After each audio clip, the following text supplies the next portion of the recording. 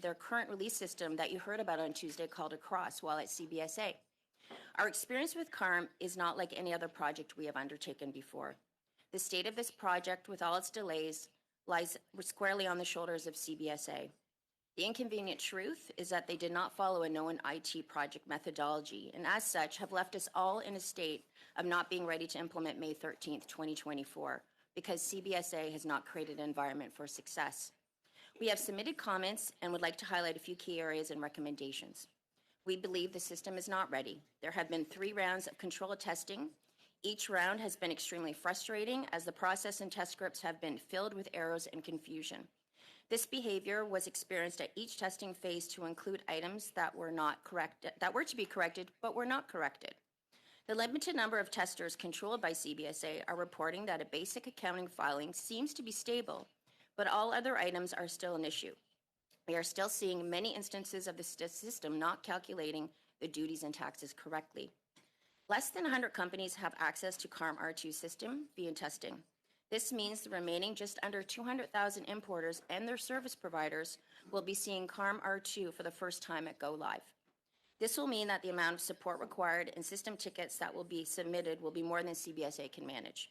They have not demonstrated they have the capacity to manage less than 100 companies testing to date, let alone the massive influx that will occur at Go Live. They are still changing requirements and providing guidance on core functionality as we speak. They released a revised technical specification document on February 5th, 2024 that required systems changes.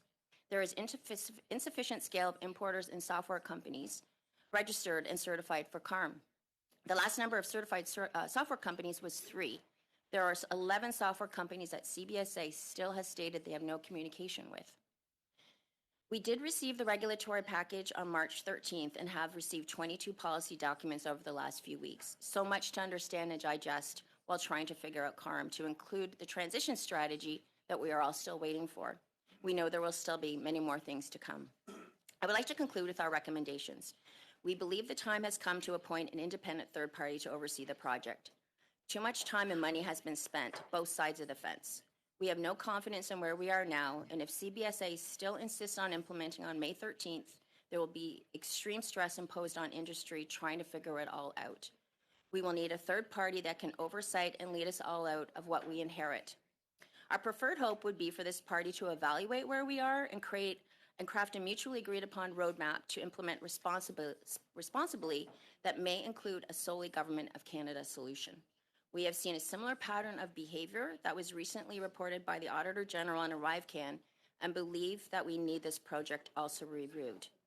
We ask for your support recommending that the Government of Canada and CBSA implement CARM responsibly by providing a parallel system allowing importers and service providers that are ready to proceed May 13th. By moving away from the Big Bang approach, we will significantly decrease the risk of a flawed implementation.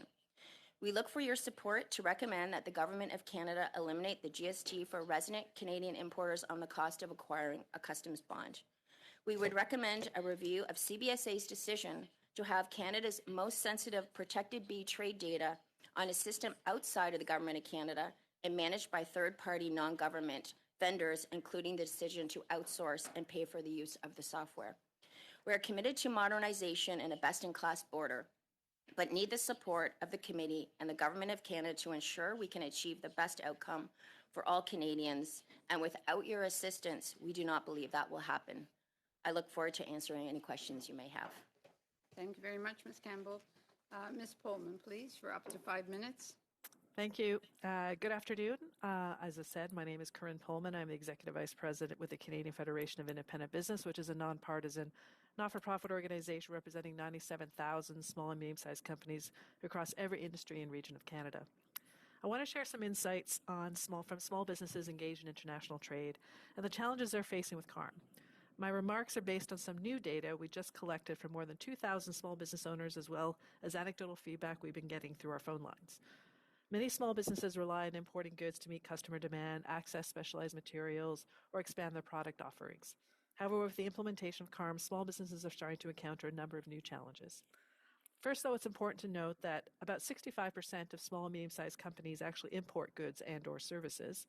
Wholesale, manufacturing, retail, agribusinesses are most likely to be importing goods, And the bigger the business, the more likely they're going to be importing. Having said that, even among micro-sized businesses, those with 4 employees or less, about 1 in 2 are actually involved in importing goods. So CBSA needs to make sure that CARM is accessible to them and consider offering alternatives, such as using a broker that allows them to import goods should CARM become too complicated. When it comes to CARM itself, only 25% of small and medium-sized businesses involved in trade are telling us that they're currently registered with CARM, and the smaller the business, the less likely they are registered. For those not registered to CARM, about half are just not aware of it. 22% are not sure whether CARM applies to their business. 16% are relying on their brokers, and 11% are confused by the registration process. Despite the CARM system's aim to streamline and to digitize custom processes, including the assessment and collection of duties and taxes, it has posed many challenges for businesses of all sizes, including small businesses. One of the primary concerns for small businesses is the complexity of the CARM system. About half of small businesses are not importing that often, maybe once or twice a year. As such, navigating the new platform and understanding its intricacies can be daunting. Many of these businesses have limited resources and expertise in customs procedures, putting them at a competitive disadvantage and a higher risk of making mistakes. Some have even said that the complexity and challenges of dealing with CARM has actually caused them to reconsider whether it was worth getting involved in international trade at all. Even though 80% of small and medium-sized businesses actually rely on a customs broker or intermediary to assist them with importing, CARM has placed greater administrative responsibilities on small businesses. This added complexity not only consumes valuable time and resources, but also increases the risk of noncompliance and penalties for small businesses unaware or unable to meet those new obligations. For example, many have expressed concern with the added cost and complexity associated with the new release prior to payment requirements to secure a surety or bond, which have previously been managed by brokers. Small businesses are also dealing with uncertainty surrounding the accuracy and consistency of CARM's assessments. Errors in duty and tax calculations can have serious financial implications for small businesses, potentially impacting their profitability and cash flow. Most recently, a member contacted us saying that the duty as well as HST on their statements have been charged twice, once through CARM and a second time through their customs broker.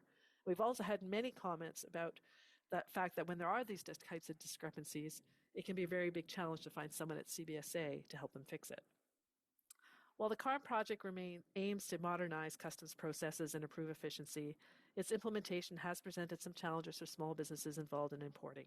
When we asked small business owners whether they felt CARM would make international trade easier, 60% were unsure, and more than half felt like they didn't know if CARM had considered the realities of small businesses simply because they are unaware of what it is and how it works. Historically, CBSA has relied on penalties and fines to enforce compliance, which can be disproportionately impact on small businesses. These fines not only impose financial burdens, but also discourage small businesses from engaging in international trade due to fear of noncompliance. However, we would like to see CBSA prioritize education and support during the first few years of CARM's full implementation, not just the first 180 days. We would also recommend that enhancing CARM communications and information by creating tools like detailed guides, FAQs, step-by-step instructions tailored to small businesses, and ensuring that the CBSA website content is in plain language.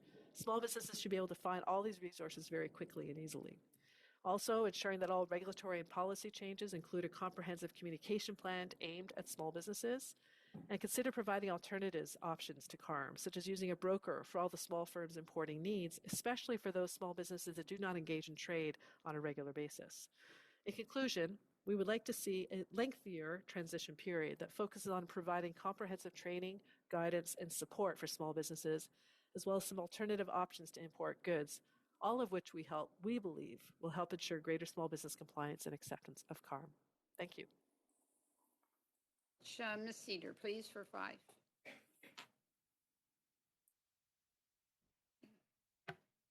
Thank you, Madam Chair and honorable members of the committee. My name is Candace Sider, and I'm the Vice Chair of the Board of Directors of the Canadian Society of Custom Brokers, or CSCB. I am honored to share the views of Canada's custom brokers concerning the implementation of CARM. Custom brokers are licensed by the CBSA and act with the legal authority on behalf of importers and exporters.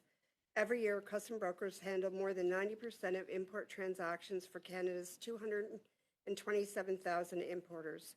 We ensure accurate duties and taxes are submitted for billions of dollars worth of goods each year. Our success in facilitating trade depends on access to technology and processes that keep goods moving. The CSCB and other trade chain partners have been providing input for more than a decade to ensure CARM functions to keep goods flowing while not unduly burdening traders. It was meant to be a technological solution that would modernize the border and revenue collection by making it easier for traders to interact with government. Unfortunately, the CBSA's approach to CARM implementation does not reflect or address the concerns that we and others have been raising. Furthermore, we heard several statements by CBSA Executive Vice President Ted Gallivan on Tuesday that we feel requires clarification. During his testimony, Mr. Gallivan stated that CARM implementation was delayed from October 2023 until May 2024 because the trade community was not ready. It is true that custom brokers and importers are not aligned with CBSA's view that CARM is ready to go live May 2024 in its current state, which, to be frank, has a myriad of deficiencies that need to be addressed prior to going live. Our members are concerned about the impacts on smaller and infrequent importers, especially due to the onerous registration process. They are also frustrated with the lack of support from CBSA, including long response time for help desk issues and dispute resolution. We experience new issues daily during system testing. CBSA has advised that some of the key issues and defects will not be resolved before CARM goes live in May. For example, system testing revealed defects as essential processes like the calculation of duty and taxes. Automated calculations appear to be based on fundamental misunderstanding of how processes like duty remission work. It is not acceptable for Mr. Gallivan to state that the errors result from trade simply calculating duties and taxes differently from CBSA. In the test environment, our members purposely entered incorrect duty rates to see if CARM would detect the errors. CARM did not detect the error and accepted the inaccurate calculations. If these defects are not addressed, this will result in inaccurate revenue assessment and collection by the government and will amplify the revenue leakage problem that CARM was supposed to address. Mr. Gallivan's testimony on Tuesday also demonstrated contradictory messaging from CBSA that contributes to uncertainty for importers. On the issue of financial security, Mr. Gallivan advised the committee that importers would only require $5,000 in security to have goods released without payment of duties and taxes. However, what he didn't tell you is that CBSA has been advising the trade community for at least 5 years that the minimum security amount would be $25,000. He also didn't tell you that the draft policy guidance shared with the trade community in the past 2 weeks stated the minimum bond amount would be $5,000, but that policy guidance was later adjusted to read $25,000. The lack of clarity on important issues by CBSA is creating confusion and uncertainty for custom brokers and their clients. Similarly, Mr. Gallivan also advised the committee that CBSA had several layers of contingency planning if the May 13th go live does not go as planned. He referred to one contingency plan as a rollback, which means a return to existing systems. Mr. Gallivan's testimony is the first time traders have heard of this possibility. We have been told for close to a decade that CBSA must turn off existing systems to allow the new CARM functionality to work, and that a big bang approach to implementation was the only option for CARM. As such, custom brokers and importers have invested millions of dollars in reprogramming their own systems. Once trade begins the cutover to CARM, a rollback to older systems will not be an option. Canada cannot afford to implement an IT system with key deficiencies that will impact cross-border flows and force manual processing and workarounds to keep trade flowing. Traders need a functional system where the CBSA has addressed all design flaws to ensure trade continues to flow and revenue is collected. With our lack of confidence in the current solution, we recommend a full postponement of the go live until at earliest October 2024. We welcome the opportunity to support this committee in its study of CARM, and I would be pleased to answer any questions. Thank you. Thank you very much. Ms. Upton, for up to 5 minutes, please. Je vous remercie, Madame la Présidente, ainsi que les membres Thank you, honorables. Chair and honorable members of the committee, for giving me the opportunity to appear today. Today on the traditional unceded territory of the Anishinaabe Algonquin people. On behalf of the team at Deloitte Canada, we are proud to discuss the project and work with members of Canada's Public Service. I will provide an overview of Deloitte's involvement in the CBSA Revenue Management Project, also known as CARM, and its path to implementation, and an overview of the benefits CARM will bring to the people of Canada. As the leading professional services firm in the country and fully owned by Canadians, we are proud of our past and ongoing projects with the Government of Canada, including our work with CBSA, which have resulted from Canada's open, transparent, and competitive procurement processes. We are committed to the Government of Canada's procurement and security policies. We perform our work in strict accordance with the highest professional standards. Our reputation is built on our credibility, and with more than 167 years of experience as a Canadian firm, we have grown into the organization we are today because of the trust our clients have in our people and our values. For my part, I've spent much of my career, more than 27 years, working with public sector clients on large digital transformation initiatives. My experience lies in leading large teams on highly complex projects. La GCRA est conçue pour faciliter CARM was designed to facilitate legitimate trade, to improve compliance and revenue collection, and to contribute to securing Canada's borders. On the strength of our specialized experience, Deloitte was retained through a competitive procurement process to act as systems integrator for the CARM project, implementing the policies and programs developed and decided upon by the Government of Canada. We are working closely with CBSA to build this multi-year digital initiative to modernize and streamline the process of importing commercial goods, eliminate redundancies, and streamline solutions. CARM will be the first Government of Canada Enterprise Resource Planning, ERP, solution based on the SAP platform of scale hosted in a cloud environment. This represents a critical step in ensuring that the Government of Canada is prepared for the service delivery standards of tomorrow to serve Canadians. We are taking thoughtful and measured approach to implementation. CARM's rollout has been structured as a series of go-lives to help mitigate risk, working with stakeholders along the way at each step. The CARM client portal, for example, was launched in 2021 with publicly accessible onboarding documentation.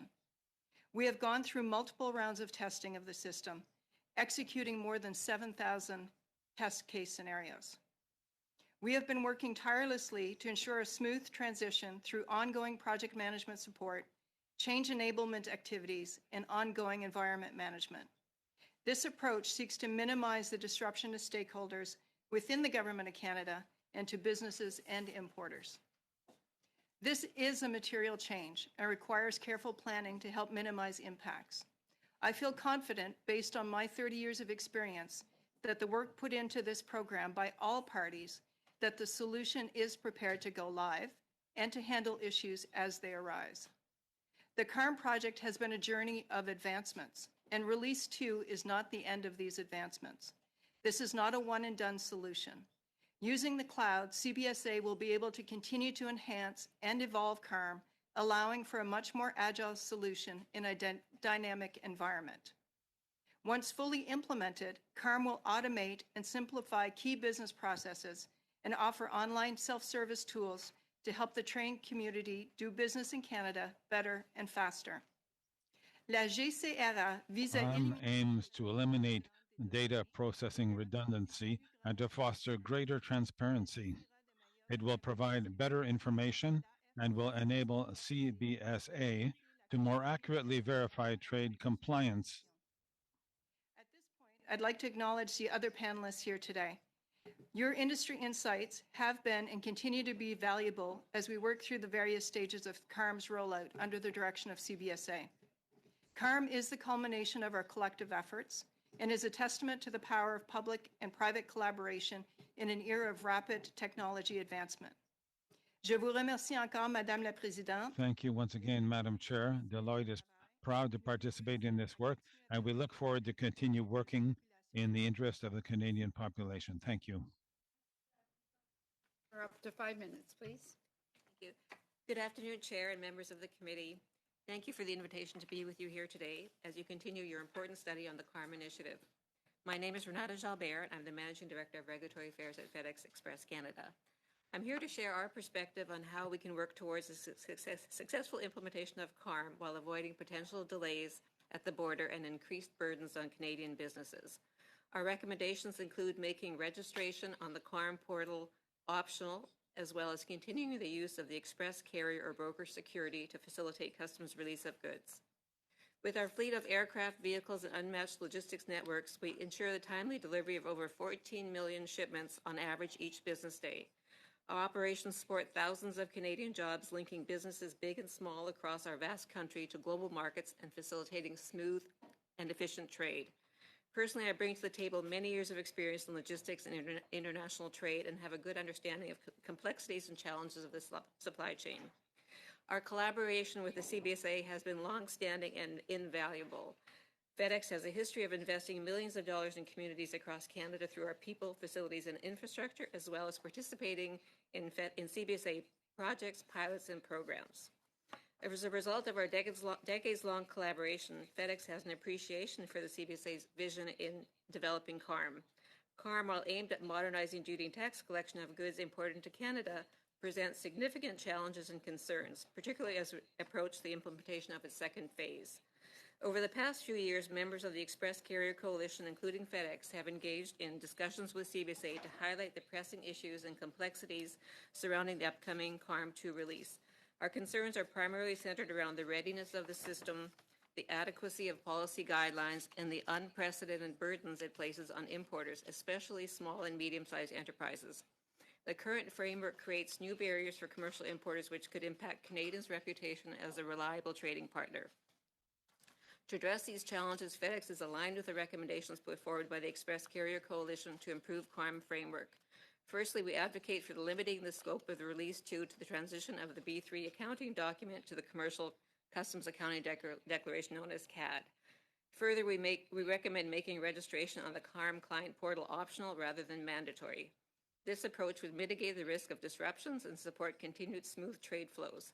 Furthermore, we suggest permanently maintaining the use of the express carrier and broker business numbers and bonds as an option for shipment release, alleviating the burden on importers to meet these significant complex new requirements. Additionally, removing barriers for non-resident importers and finalizing policies, regulations, and the implementation guidelines are crucial steps towards ensuring a successful transition.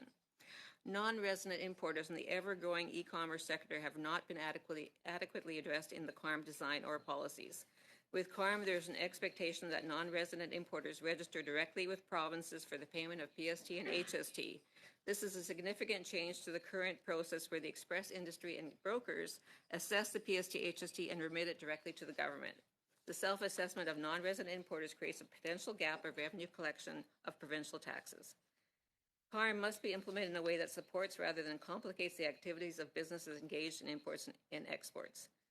Furthermore, the Express Carrier Coalition's shared concerns underscore the need for a collaborative approach in addressing the challenges posed by CARM. Our unified voice highlights the urgent need for adjustments in the project's implementation strategy to prevent potential negative impacts on Canada's economy and standing as a trusted trading partner.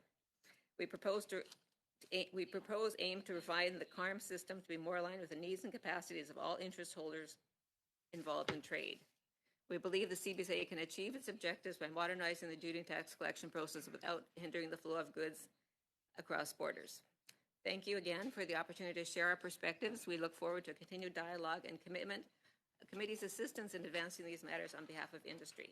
I look forward to any questions you may have. Thank you very much. Ms. Bilodeau, please. Afternoon, and thank you so much for the invitation to speak in front of the Standing Committee on CBSA's CARM project.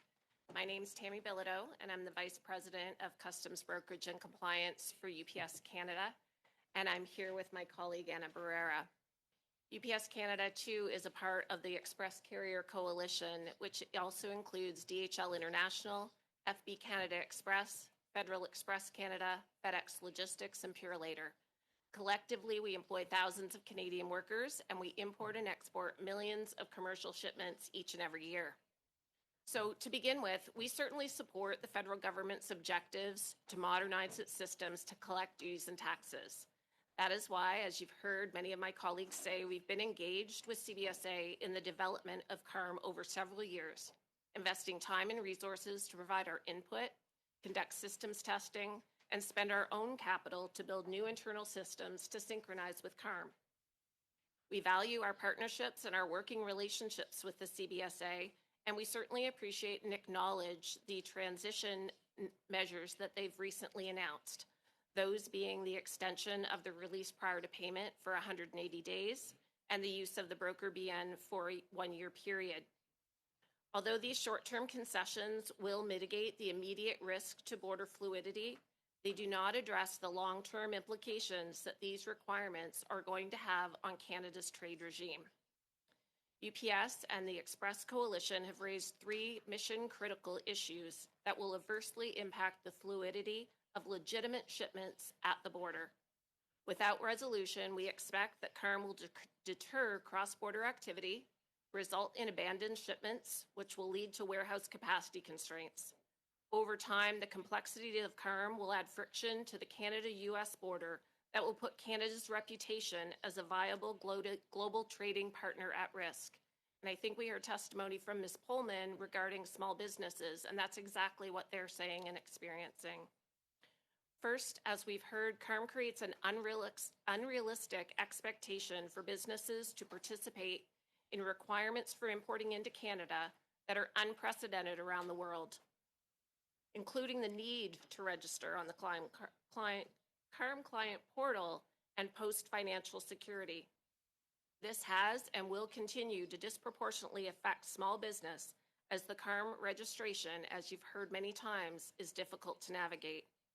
In fact, even after 2 years of phase 1 implementation, less than 30% of all commercial importers, including low-value commercial importers, have registered on CARM, despite significant investment by industry to encourage customer registration. Secondly, CBSA has not provided clear or timely policy guidance and a transition plan to manage real-world risks to business and trade. With only 35 days before Release 2, CARM has introduced an overwhelming amount of new information. For example, as you've heard Ms. Campbell talk about, with only 2-week consultation period, CBSA is seeking feedback on 19 memorandum updates. It was only on February 28th that CBSA communicated the CARM transition plan, which included a surprising cutover period of 13 to 16 days, during which we as industry cannot account for or remit duties and taxes, and hence we cannot bill our customers.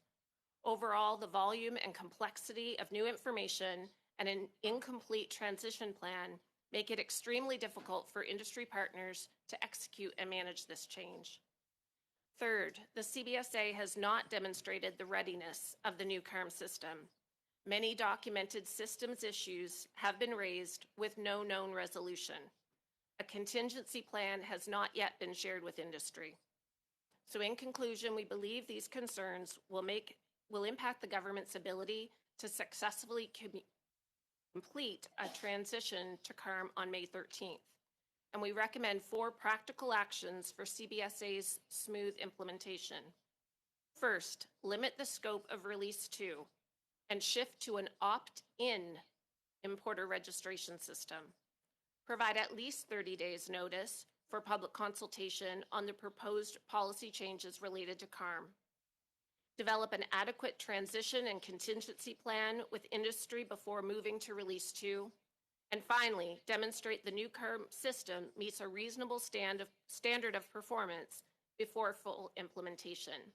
Thank you very much, and I look forward to your questions. Okay, thank you very much. We'll go on to our members. Mr. General, for 6 minutes, please.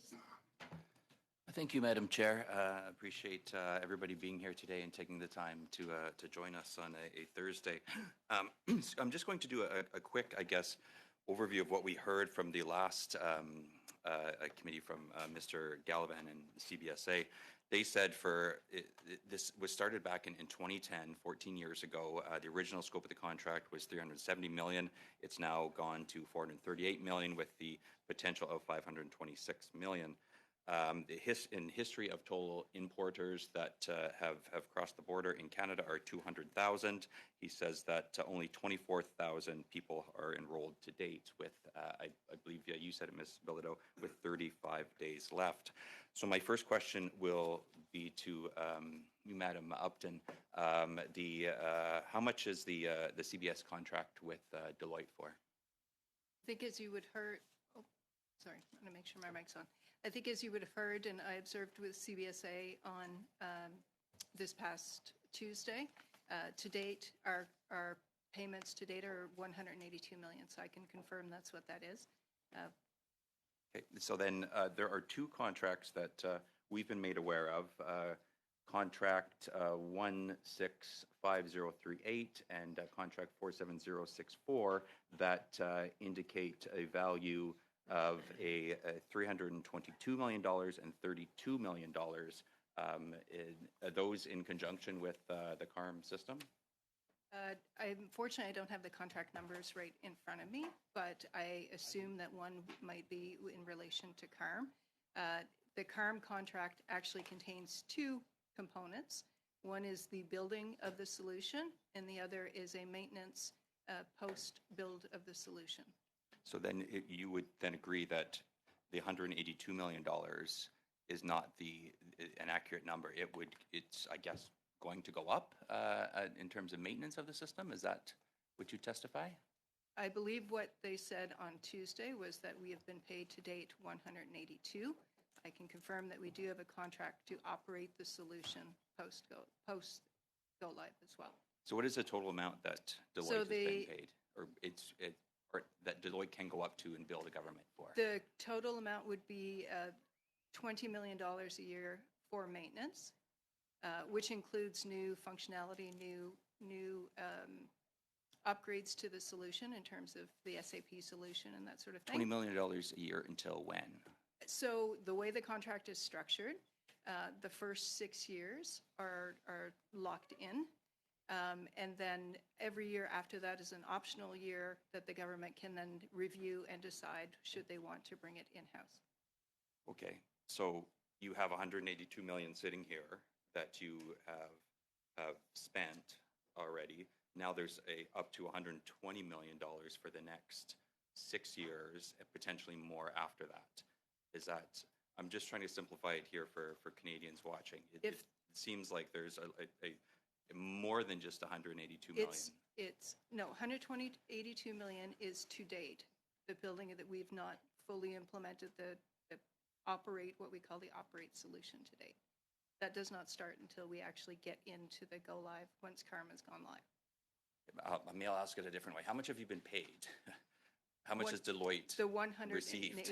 The 182 million. Okay, so then the $120 million, $20 million per year for 6 years is in addition to that in terms of maintenance after the fact. This is part of the existing contract? $20 million a year with it's quite complicated. The contract is quite complicated. Well, you're telling me. No, it's a very long and big contract. There's also a sort of a declining cost. So while I said $20 million a year, the $20 million a year is in and about. There's an assumption in each year post the first year that we're finding efficiencies and that there's a declining rate there as well. So there's what is the maximum spend then? What if I ask it like that? What's the maximum amount that Deloitte can bill the government for now and then 6 years after now? So 120 million, I'll answer that question for you, but up till now, how much can you bill the government for? Up to $182 million a year. That is what we've been paid today. Right, okay. Let's ask it a different way. The subcontractors, how many subcontractors have you subcontracted to? So the vast majority of the work that Deloitte has been delivered by Deloitte employees. In my 30 years of doing this type of work, these big, large transformation, there's always a version of subcontractors that are used for these projects. Right, so how many would they be on this project? I would approximate maybe 20%, 25%. 20%. Is there is of those 20%, I assume that sounds like a lot to me. Can we obtain a list of those subcontractors, please? You're welcome to table that with committee unless you have it off the top of your head. I don't have it off the top of my head, but yes. it's something Ballpark, we what's could- the number, I guess, of that? You say 20%, that could mean a lot. I'm thinking it's a lot, but how many would you project it to be at? I wouldn't hazard to guess because And they would there's come some out of that the have not- 182 million? There's, pardon me? They would come out of the 182 million? Yes. Yes, they would be part of the total cost that has been paid to date. And then just last question, are these the employees that were listed on the government website? Mr. Gallivan said that was unusual for him to see that. Is this, in your 30 years, is this unusual for you to see Deloitte and subcontractors listed on the Government of Canada website as employees? Apologies, I'm not quite sure what you're referring to in that particular case. Mr. Sidhu, please, for 6 minutes. Thank you, Madam Chair, and thanks to our witnesses for being here today. As we know, CARM has been in development through various different governments. It's important to ensure that duties and taxes are collected appropriately, and we know CARM will help assist with the collection of duties and taxes. Ms. Pullman, you had mentioned roughly 25% of your member businesses are actually aware of CARM. What can be done by CBSA to raise more awareness and get more importers to sign up?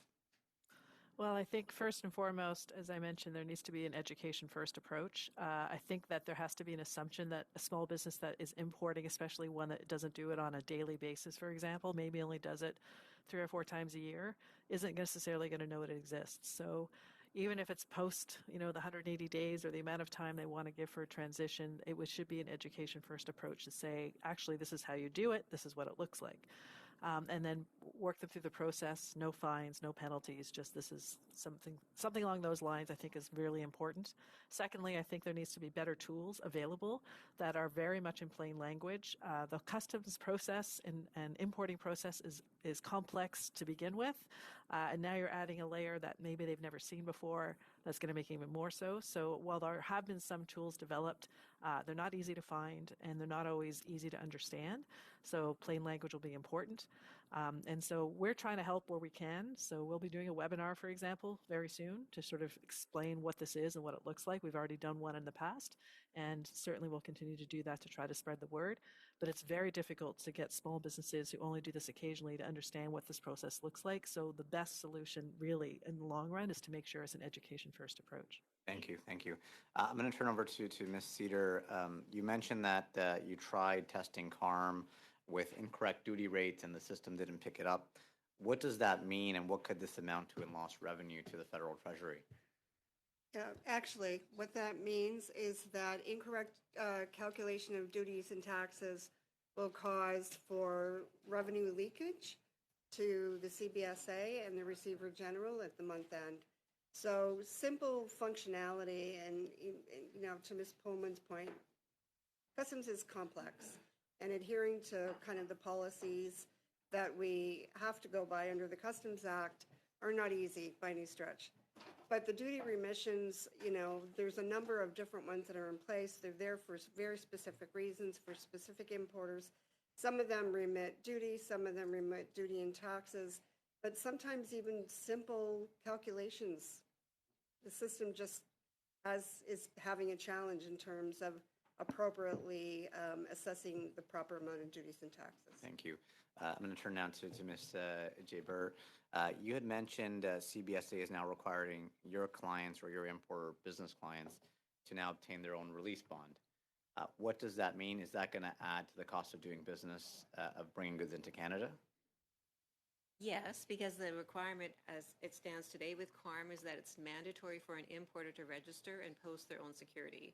In today's environment, the importer can use a broker's bond and security, and they delegate that responsibility to the broker. The broker pays the duty and taxes to the government and bills their customers. So the focus now is to mandate that every single importer, small, medium, large, micro, must register and post their own security, which creates a very complicated environment for And what's the cost of this type of bond? It ranges. I don't have the numbers off the top of my head, but it ranges based on the amount of security that you post. Okay. Now, Ms. Bilodeau, you had mentioned financial security as well. Do you know if other countries require this and make it mandatory? My understanding is that many other countries do not make it mandatory. There are countries that require or allow customers to have their own bond, but they continue to allow customers to use their broker's bond as well. Okay. And from your thousands of clients that import into Canada, what percentage are registered on CARM right now? Of our clients specifically, only 10%. Oh, wow. Okay. And that's from... And that's after, an incredible amount of time that we've tried to encourage them. We've also held several webinars on CARM. We've done email outreach. We've done mail outreach. We've done telephone outreach. So after extensive outreach over 2 years, we're still only at 10%. And so what's the hesitancy from Canadian businesses to register on CARM after all this effort from your company? As we talked about, it's difficult to navigate. So many customers can't just go and self-serve. So those that have registered, typically what will happen is they respond back to an email that we have set up, and it requires kind of one-on-one hand-holding to get them registered, which requires an incredible amount of time and investment. So not only investment on behalf of the customer, but an investment on behalf of the trade chain partner to walk them through that process. So I think that's, really the biggest challenge for these small businesses. They're trying to run their business. For any small business owners in the room, if you have friends or family that run small business, you're just trying to get through your day-to-day. You're not a customs expert. And that's really why I think that there needs to be an opt-in model for those that do want to see the benefits of CARM and serve themselves. But for those that want to continue to use their customs broker, to use their time to run their business, that's really what is required for the long term. I've got a few more seconds left, but I'm curious to know if any of your clients, those sitting on the panel today, are on the test system or piloting CARM. Do you know any of your clients that are testing CARM? I don't know any of my direct importers that are testing. We are testing, but not my specific clients. No. We definitely have members that are testing. Okay. Thank you, Madam Chair. Please ensure that you have your earpiece available for translation. Okay. Mr. Savard-Tremblay, please. Merci, Madame la Présidente. Merci Thank you, Chair. I thank you to all the witnesses. Thank you for your suggestions. Ms. Upton, my first question is to you. First of all, you're an associate at Deloitte. I'd like to know what is your direct link with the project, firstly. I've been on the CARM project since 2020 as the executive leader on the project. Très bien, merci. Very well, thank you. The business needs as set out in the statement of work, were those all fulfilled? They continue to be fulfilled. The project itself is quite complex and, as you know, is not complete yet. Existe-t-il un livrable, un Is document? there a deliverable or a document that ties in the needs as set out in the statement of work and the solution that was proposed by Deloitte? Is that document available? Sorry, can you repeat that one more time? The document that... Vous allez me rajouter le temps, Madame la Présidente? Can I have the extra time, Chair? Is there a deliverable, in other words, a document that ties in between the needs as set out in the statement of work and the solution that was put forward by Deloitte? Multiple documents that would link back to that. There are over 600 different design documents. There's a requirements traceability matrix. There are multiple documents that would support. Puis tout ça a été signé.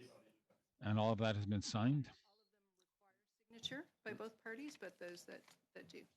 Puis maintenant, est-ce que les documents qui Now, listaient the documents that listed the specifications and the functional and technical detailed specifications were completed in a final version before sending them to the agency? Or is it you that provided the initial drafts?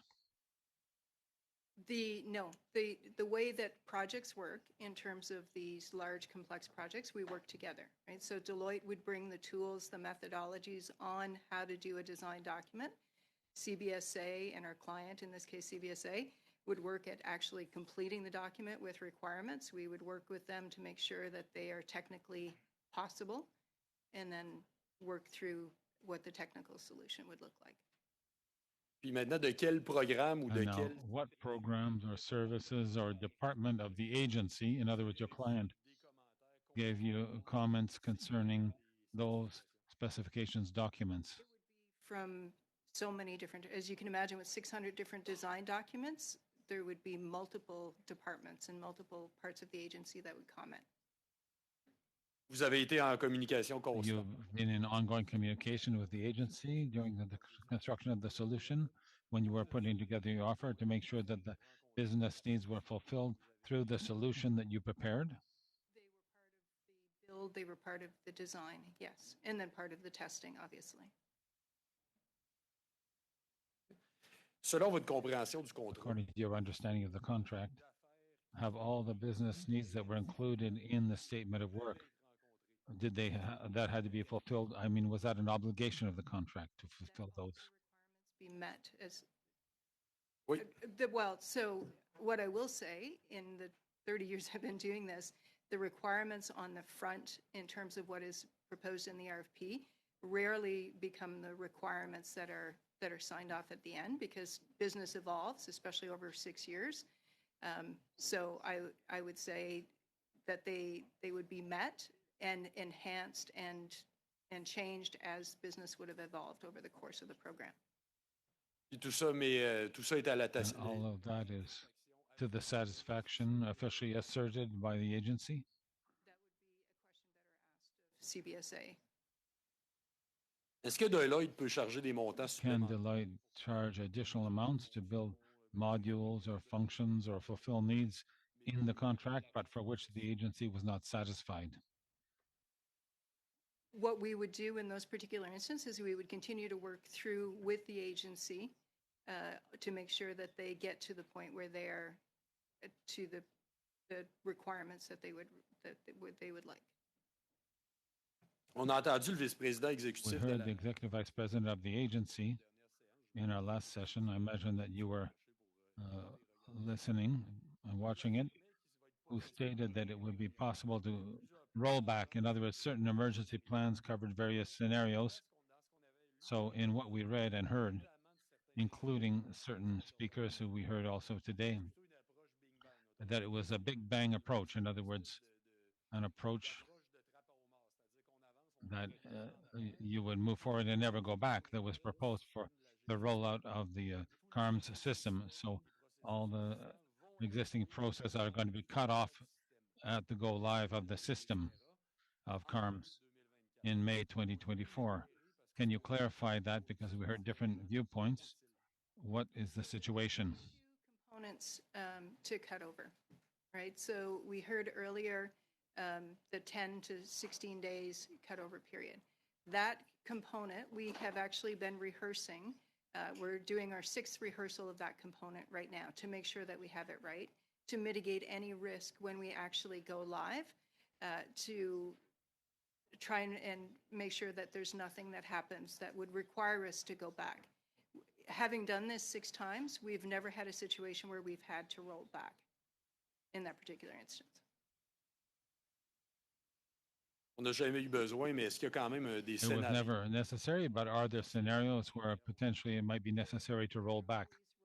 Plans in terms of being able to turn back where we have. Merci. Thank you.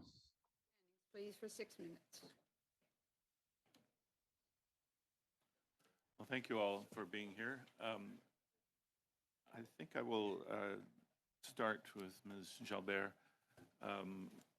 You mentioned one of your recommendations was to make the use of this digital tool optional.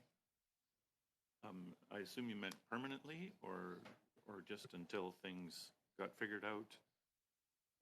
I just wanted a clarification there. Thank you for the question. I did mean permanently, that there's always an option for an importer to choose to utilize a broker's security versus posting their own security and registering in the CARM client portal and posting security. Right. Now, FedEx, I assume, operates on both sides of the border. Yes. And we heard from CBSA on Tuesday that the American system had been, there's a new digital version of the American system that cost $5 billion and had some issues. I'm just wondering can you comment on what FedEx's experience with that system is and what it might inform your concerns about this one? The system is different than what CARM is designed. So the U.S. system has a component, it's called ACE, and has a component for carrier reporting as well as customs broker reporting. And there is an option for an importer to delegate the use of a broker. So the requirement to report to customs, clear to customs, and account duties and taxes, well, there are no taxes in the U.S., is the same, but it's the option to utilize a broker is absolutely viable in the U.S. Okay. And Ms. Billy Doe, I mean, I would assume that UPS has a similar experience, and would you? Yeah, I would comment concur on- with everything Ms. Scheller has just said. There needs to be an option for customers to continue, importers to continue to use customs brokers who are the subject matter experts in customs clearance and certainly have years of experience of ensuring that duty and tax obligations are remitted to the government accurately and compliantly. Okay, and so now I'll turn to Ms. Oh, I wouldn't mind giving you a little more information Okay, too about sure, that fire system away. if you I don't was mind. We'll I'll- pile on there a little. Sure. For sure, I think it's important to say with that e-system in the U.S., it's optional. It's not a mandated system. But more importantly, I think it's also important for you to know that was not shared with the committee on Tuesdays. U.S. Customs did initially outsource their development and then took it in many years ago because of the same experiences we were having here. So that was a Okay. lesson learned that we didn't listen Okay. to. okay, and I was going to go to Ms. Upton and pose that question. How did you look at the U.S. experience? Because I would sure hope you did. And why did the government choose to go the path that it did and not have that option there? Yeah, apologies. I wish I could address that question for you, but that is beyond my area of expertise, and I was not involved in that piece of it. So you're not aware of maybe the initial planning stages of looking at other systems in the world, which, I mean, I know nothing about customs brokerage, but if I was given this task, that's the first thing I would do. And Yeah, if- that is correct. As I mentioned, I joined the CARM program in 2020 during the pandemic, so it was already well underway at that point. Right. And do you know, from your experience since then, how difficult would it be to make that switch now, make it optional, or, allow businesses to continue using brokers if they want to? So from a technical solution perspective, I believe the transition measures that have been put in place now, which is going to continue to allow that for a period of 3 months to 12 months, it would be a continuation of that technically, so that from a technical solution. But after 12 months, even if everybody's got it figured out, and it sounds like there might be situations where that wouldn't be the case, we'd still have new small businesses coming on that would have to figure it out. So I guess I just would like some assurances that after that 12-month or 3-month, whatever it is, period, things would be easier for small businesses, because this is the concern I'm really hearing, is that small businesses, and I know my wife had a small business that imported from the States, and we live close to the border, so we could just drive down to the border and deal with the broker there. I'm just concerned that we would continue to have this problem, and the United States seems to have gone to a solution that offered that option.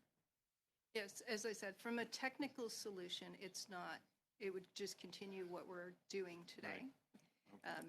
But from a policy perspective, probably a question best asked of CBSA in terms of Okay. continuation. 40 seconds.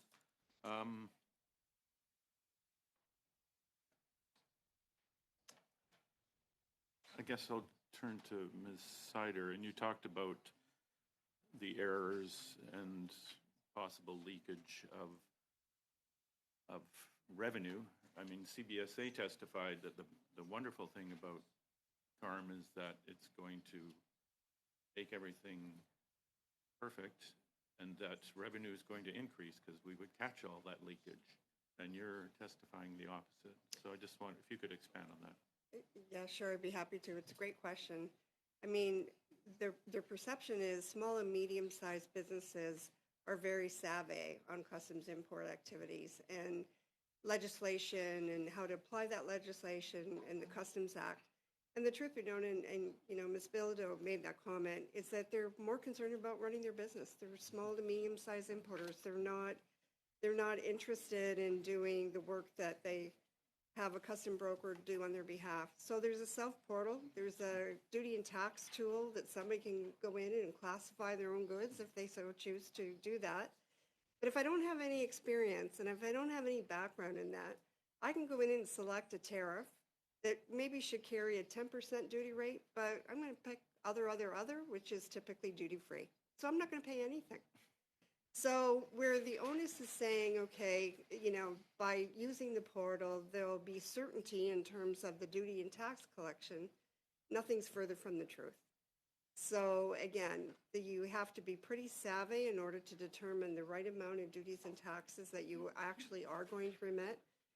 E-commerce goods is a totally different environment. It attracts PST, HST, depending upon the provinces of where you're importing.